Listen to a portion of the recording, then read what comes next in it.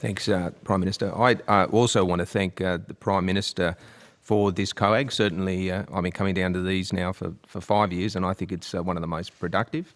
And certainly it is very clear that the Prime Minister is wrestling with how can we make our federation better, and is generally putting forward ideas and proposals on how to do that. Certainly what happened back in 2014 in relation to health and education, we've been very clear on this. That wasn't fair and that wasn't reasonable. What we have seen today is a restoration of that. That is the Commonwealth and the states and territories coming together in doing health and funding health in the long term together. That's a very important change on the back of what we have seen here today. In terms of the funding reality, as part of that, we've only asked for what we think is a reasonable contribution. That's trying to get expenditure, aligning the contribution to the expenditure of health.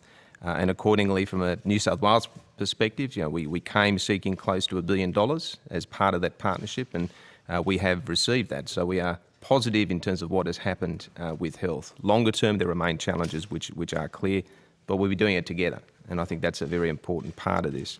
On the education side, we welcome that the Commonwealth Government still has left open the option in terms of funding of the Gonski Agreement beyond 1 January 2018. New South Wales has committed to it, remains committed to it, and continues to seek and will continue to argue for its funding on an ongoing basis. On the matter of tax reform, I think it's very important we note that tax reform remains on the table. There's some contributions that have been undertaken here today. But from a New South Wales point of view, the fiscal gap is a reality. We can pretend it's not here, but it is there. If you look between 2020 and 2030, how we collectively deal with that is going to be a challenge, and considering further options on tax reform is something we all will have to do. And I don't want anyone to think, certainly from my perspective, that there has been any white flags raised in relation to tax reform. We have to be prepared to do it because funding that gap, ensuring the economy is growing, remains a challenge that we collectively all share.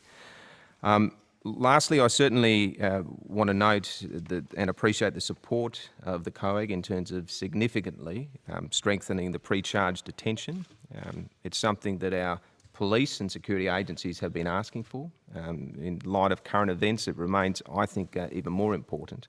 It provides an opportunity for an increased detention up to 14 days.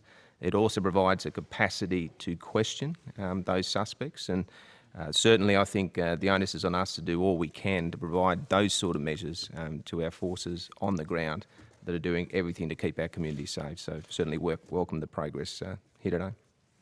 Very good. Dan?